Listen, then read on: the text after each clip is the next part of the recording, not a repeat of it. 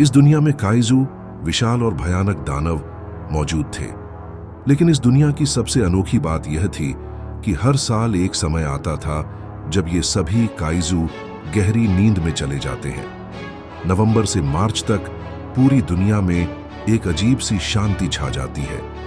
इसी समय को कहा जाता है the calm cycle. Calm cycle के दौरान जीडीएफ ग्लोबल डिफेंस फोर्स के सैनिकों को छुट्टियां दी जाती थी। जो सैनिक रहना चाहते थे वे अपनी मर्जी से प्रशिक्षण जारी रखते थे। उच्च पदों पर बैठे अधिकारियों को छुट्टी पर जाने का अवसर मिलता था और इसी अवधि में होती थी जीडीएफ में नई भर्ती की ज्वाइनिंग, क्योंकि काइजू सोए होते थे और खतरा सबसे कम रहता था। आज जीडीएफ मुख्यालय के बाहर नई भर्ती के उम्मीदवारों की लंबी लाइन लगी हुई थी और सबके बीच ध्यान खींचने वाला सिर्फ एक नाम था, नेरो। नेरो की काया बाकी सभी नए लड़कों से कहीं अधिक परफेक्ट थी, मानो वह पहले से ही किसी एलीट दस्ते का हिस्सा हो। सभी उसकी ओर देख रहे थे, लेकिन नेरो किसी की परवाह किए बिना शांत और गंभीर खड़ा था। कुछ देर बाद लाउडस्पीकर से आवाज गूंजी, सभी उम्मीदवार ज्वाइनिंग टेस्ट की तैयारी करें। और उसी समय गेट से दो अधिकारी बाहर आए। कैप्टन लुकास, एक आंख पर गहरी चोट का निशान, कड़ा चेहरा और दबदबा। वाइस कैप्टन एम्मा, थोड़ी शर्मीली, नरम भाव, हाथ में एक टैबलेट लिए हुए। कैप्टन लुकास ने गूंजती हुई आवाज में कहा, अगर अपनी जान बचानी है तो अभी वापस लौट जाओ। तुम्हारी ज्वाइनिंग फीस वापस कर दी जाएगी, लेकिन अगर सच में हिम्मत है तो रुको और दिखाओ कि तुम में क्या काबिलियत है। उम्मीदवारों की रूह कांप उठी। वाइस कैप्टन एम्मा ने बोलने की कोशिश की, लेकिन वह थोड़ी घबराई हुई थी।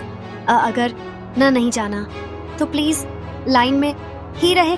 बहुतों के चेहरे पर हल्की मुस्कान आई, लेकिन सम्मान के साथ, क्योंकि एम्मा शर्मीली होने के बावजूद एक जीनियस रणनीतिकार मानी जाती थी। तभी कैप्टन लुकास ने एम्मा के सिर पर हल्का सा हाथ फेरते हुए कहा, तुम्हारे पास आधा घंटा है, जो भी तैयारी करनी हो कर लो, और आधे घंटे बाद सब लोग एक लाइन में खड़े होंगे। पहला परीक्षण होगा स्टैमिना टेस्ट, 15 किलोमीटर लगातार दौड़। सभी उम्मीदवार तुरंत अपनी अपनी तैयारी में लग गए, लेकिन नीरो पूरी तरह शांत एक बेंच पर आराम से बैठा था, जैसे उसे किसी बात की चिंता ही ना हो।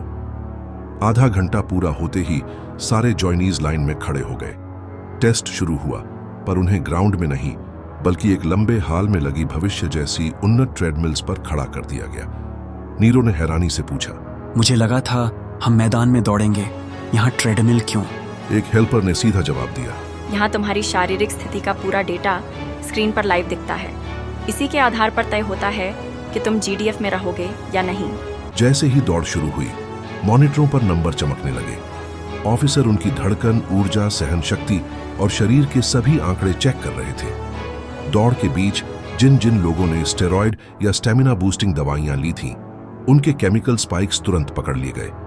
3000 उम्मीदवारों में से पूरे 1000 लोगों को उसी समय बाहर कर दिया गया, कुछ कमजोर सहन शक्ति के कारण और कुछ गैर कानूनी बूस्ट्स इस्तेमाल करने की वजह से।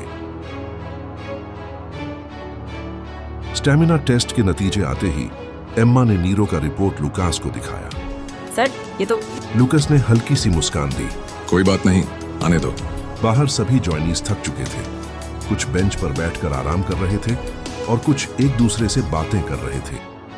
इनके बीच लुकास और एम्मा के व्यवहार को देखकर फुसफुसाहट शुरू हो गई। भाई, इन दोनों का रिश्ता कुछ ज्यादा ही पास लगता है। बॉडी लैंग्वेज देख, पक्का कुछ चल रहा है। तभी नीरो ने बिना किसी भाव के कहा, एम्मा कैप्टन लुकास की छोटी बहन है। कुछ को विश्वास हुआ, कुछ को नहीं, लेकिन नीरो की शांत आवाज ने वही बात खत्म कर दी। बाकी जॉइनीज वार्म अप कर रहे थे, पर नीरो एक साधारण लकड़ी की कुर्सी पर शांत बैठा था, पीठ सीधी, बाहें क्रॉस, आंखें बंद, जैसे वो किसी गहरी सोच या आंतरिक हिसाब किताब में हो। अचानक एक हेल्पर आई। सर, आपको प्राइवेट रूम में बुलाया गया है। नीरो बिना कुछ कहे चल पड़ा। अंदर पहले से ही Lucas, Emma, third headquarter captain Hina और main elite force captain Leonardo मौजूद थे। हिना ने सीधा पूछा, 3 साल बाद तुम आखिरकार सामने आए हो? एम्मा की आवाज में हल्की नाराजगी और चिंता थी। तुम कहाँ थे नीरो? न कॉल न मैसेज, बिल्कुल गायब। नीरो ने बस उंगली होंठों पर रखकर संकेत दिया, यहाँ कुछ नहीं बोल सकता। इसी संकेत से सभी कैप्टन गंभीर हो गए। उन्होंने नए जॉइनीज को और भी ध्यान से देखना शुरू किया। 20 मिनट बाद अगला टेस्ट शुरू हुआ। 40 किलो का लोडेड बैग प्लस 6 किलोमीटर की दौड़। खुले मैदान में होने की वजह से नीरो के चेहरे पर हल्का सा संतोष दिखाई दिया। आखिरकार असली ट्रेनिंग। सभी जॉइनीज ने समय पर टेस्ट पूरा किया, लेकिन कैप्टन्स की नजरें नीरो पर ही थीं। उसके जेस्चर्स, उसका अलर्ट होना, उसकी चुप्पी, क्योंकि नीरो के चुप रहने वाले इशारे का मतलब था जीडीएफ में कोई इंपोस्टर घुस चुका है और नीरो पहले से उस पर निगरानी कर रहा था। लूकस और एमा जॉइनीज पर और हिनाव लियोनार्डो स्टाफ पर नजर रखे हुए थे ताकि कोई संदिग्ध चीज न छूटे। फिर आया अंतिम टेस्ट, वीआर बैटल सिमुलेशन।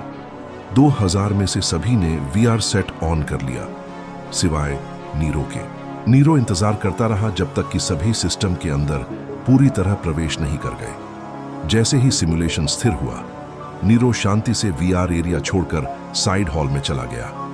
उसकी जगह एमा वीआर वर्ल्ड में प्रवेश कर गई। अब नीरो के पास अपना कदम उठाने के लिए सही मौका था। नीरो ने काइजू स्टेबिलाइजर गन उठाई और सीधा कंट्रोल रूम की ओर बढ़ गया। कंट्रोल रूम में लूकस, एमा की वीआर रिपोर्ट और सभी सिमुलेशन स्क्रीनें चल रही थी। नीरो के अंदर आते ही सारा स्टाफ एक पल को जम गया। नीरो 5 साल बाद कोल्ड बॉस। सबके चेहरे पर गोलियों का डर नहीं, बल्कि नीरो को अचानक सामने देखकर सच्चा शौक था। नीरो ने एक स्टाफ को निशाना बनाकर स्टेबिलाइजर से फायर किया। वो स्टाफ का ह्यूमन रूप टूटने लगा और असली चेहरा सामने आया, एक non hibernating synthetic kaiju. Control room सन्न हो गया। लूकस ने एक लंबी सांस छोड़ी, न गुस्सा न घबराहट, बस संयम और शांति।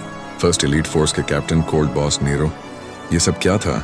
नीरो शांत स्वर में बोला, 3 साल पहले एक कंपनी ने ऐसा काइजू बनाया था जिसे हाइबरनेशन की जरूरत नहीं पड़ती। वो भाग गया, एक अल्फा काइजू का पालतू बन गया और अब यहां आ पहुंचा है। लूकस हल्के से मुस्कुराया, जैसे उसे पहले से शक था। नीरो, फिर से जीडीएफ में आपका स्वागत है।